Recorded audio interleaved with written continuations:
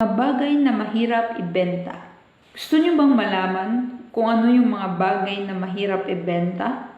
Well, tapusin niyo po ang video na ito para malaman kung ano ang mga bagay na mahirap ibenta. Ako po si Christine, isang startup founder na pinagsasabay ang pagiging isang empleyado at entrepreneurship upang mas makatulong sa bansang Pilipinas. Before we continue, ay gusto ko pong i-share ang isa sa hindi ko makakalimutan na nangyari sa aking buhay. It happened 7 years ago. Nung after ko makagraduate sa college, eto na naman tayo after graduate sa college. After ko kasi nakagraduate sa college, umalis na ako sa poder ng aking lolo kasi sinabi niya sa akin na, maganda po na ng trabaho. Then, after ko mag-graduate, tinatanong ko yung sarili ko after ko mag-graduate, anong gagawin ko? Ano yung trabaho na papasukan ko? Yun yung mga question. The day after makagraduate, umalis na ako agad. Nagpaalam na ako sa lolo ko para maging independent. So, paano ako makakasurvive na wala yung tulong niya? So, napadpad ako sa bahay ng isang architect, isa rin sa mga boss ko sa OJT. Nakabait nung architect na ito. Sobrang nire-respeto ko tong architect na to. Kung mapapanood mo ito, magtatagalog lang muna ako. Maraming salamat. Napakabuti po ng puso nyo at kulang po yung salitang thank you sa mga favor na binigay nyo sa akin. Nung nag-stay na ako sa bahay ni architect, nakita ko kung ano yung mga prinsipyo nila, pinaglalaban nila, kung ano yung advokasya nila. So, tinanggap nila ako kahit hindi ako isang architect. Yung tawag na sa amin, alalay lang ng architect at ng mga engineers. So, kahit ganun, hindi ako part ng organization nila, no? Ay, tinanggap pa rin ako. Nagstay ako doon sa kanila.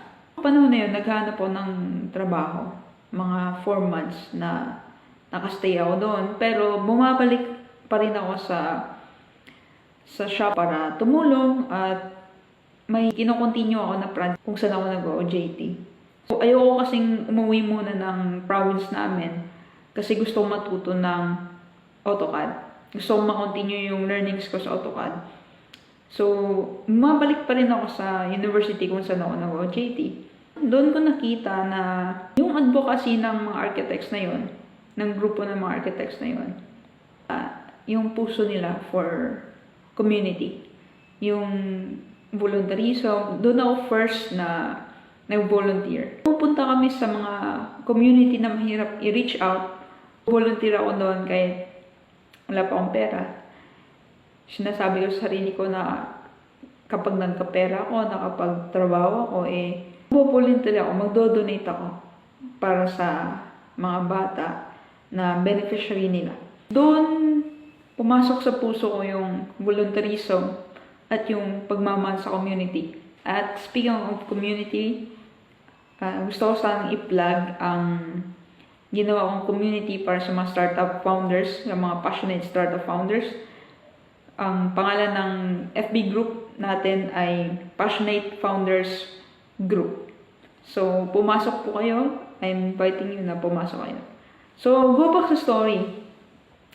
So, madami kaming lugar kasama ko sa outreach program. So, until now, dala-dala ko yun. Problema ko sa mga kasama ko, kasi bata pa ako nun 21 years old Very emotional. Until now din naman, I'm very emotional pa din. Pero, noong mga panahon na yun, nagkaroon kami ng miscommunication ng isa sa mga kasama sa bahay. Nagkaroon ng misunderstanding. At syempre, yung pinakabata doon. So, nag-decide ako na umalis na lang muna. So, nag-board ako. After 1.5 year, mga pandemic ata yun, October pandemic, bumalik ako sa bahay nila architect. At masaya ako na tinanggap pa rin naman ako. Kasi Pero nung mga panahon na yun, nag-mature na ako. Hindi na ako masyadong emotional na iyak ng iyak, ganun. So, I'm very happy. Ganun pa rin yung treatment. Walang changes. I'm very understanding. Very... Ewan ko, hindi ko ma-explain yung genuine na pagtanggap nila sa akin. At until now, kapag nasa Iloilo ako, doon pa rin ako nag-stay. Hindi ko makakalimutan sila. Part sila nung nung progress ko eh. Part sila ng buhay ko. Stay ako sa Iloilo City for almost 9 years. So 6 years, doon ako talaga sa kanila. Except lang nung nag-boarding house ako.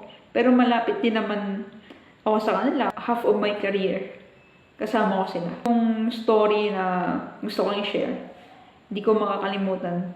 Until now, kasama ko pa rin sila. At masasabi ko na loyal ako sa kanila, mahal na mahal ko sila. Hindi ko sila kayang ipagpalit yung respeto ko sa kanila bilang isang professional, bilang grupo ng mga professional. Saludo ako sa kanila. Kasi malaki yung ambag nila sa community dito sa Iloilo City. Kasi yung puso nila para sa community, nandun talaga eh. Kung may isa man na makapanood ng video na ito, alam nyo po yan, mahal na mahal ko po kayo. Palangga ako matanan. And hindi ko kayo ipagpapalit. Magkita tayo soon. Well, na-busy na ako eh. Busy na ako kasi dito eh. Pasensya na po. Pero uwi ako dyan. Dadala ako ng pasalubong. I love you. Need ako sa inyo. So, babalikan natin yung topic natin kanina. Kung ano ba yung mga bagay na mahirap ibenta. Para sa akin, based na rin sa learnings ko, no? Yung una talaga sa pinakamahirap ibenta eh, yung insurance. Kasi yung insurance na bibenta ka ng wala eh. Hirap ibenta ang wala. So, hindi mo naman nahahawakan yung produkto. Hindi mo nahahawakan ang insurance. So, mahirap siyang ibenta. Mahirap ibenta ang wala. Ang hindi mo nakikita. Speaking of mga architects kanina, yung isang architect na kilala ko, magaling magbenta ng insurance. Magaling talaga siya. Believe ako sa community na na-build niya. Once kasi na ma-master mo yung pagbebenta ng insurance, malupit ka talaga sa sales. Yan po. Saludo. Pangalawa naman po sa mahirap ibenta ay yung cryptocurrency. Mahirap po yun. Too risky. Pag wala kang alam, so wag mo na munang pasugin. Ang pangatlo po ay ang consultancy. Para saan mahirap magbenta ng business consultancy, yung serbisyo. Mahirap ibenta yun. Kasi, based sa experience ko, mahirap mag-trust eh. Lalo na yung mga negosyante na nabigo. So, lagi po nating tatandaan na mag-continue lang po tayo sa journey natin. Kahit mahirap yung journey natin, kahit along the way, makakaranas tayo ng failure, makakaranas tayo ng misunderstanding, makakaranas tayo ng miscommunication, ay tuloy-tuloy lang po yung ating journey. Kahit even sa entrepreneurship, kahit na bumagsak ka, bangon ka lang. Kasi yung base ng success ay yung pabilisan ng bounce back eh. Dapat mabilis kang makabangon. Kaya kung ako ang tatanungin, hindi ko susukuan ang entrepreneurship. Kasi kung gusto kong sumuko noon pa eh. Ilang beses akong nabigo eh. Ilang beses ako na broken hearted. Yung brokenness na naramdaman ko sa entrepreneurship, hindi ko naramdaman sa ibang bagay yun. Kahit sa love life, hindi ko naramdaman yun eh. Pero sa entrepreneurship, doble talaga yung sakit. Pero kahit ganun, hindi ko yun susukuan at willing akong i-share yung mga past experiences at past pains at mga learnings na nakuha ko doon ng libre lang. Kaya I am inviting you all to join my FB group. pangalan po ng FB group na ginawa ko ay Passionate Founders Group. Makikita nyo yan sa FB group, no? Ilalagay ko yung link sa baba. Mag-join lang po kayo. Ipi-filter ko po yung mga members doon. Aalagaan ko po yung community na yun na hindi siya mapasukan ng mga masasamang loob. Bago po ako mag-close ay gusto ko pong ipaalala sa inyo ang aking life verse sa Lucas 16:10. Ang hindi mapagkakatiwalaan sa maliit na bagay ay hindi rin mapagkakatiwalaan sa malaking bagay. Ang mapagkakatiwalaan sa malaking bagay ay mapagkakatiwalaan rin sa malaking bagay. At muli po, maraming salamat. Bye!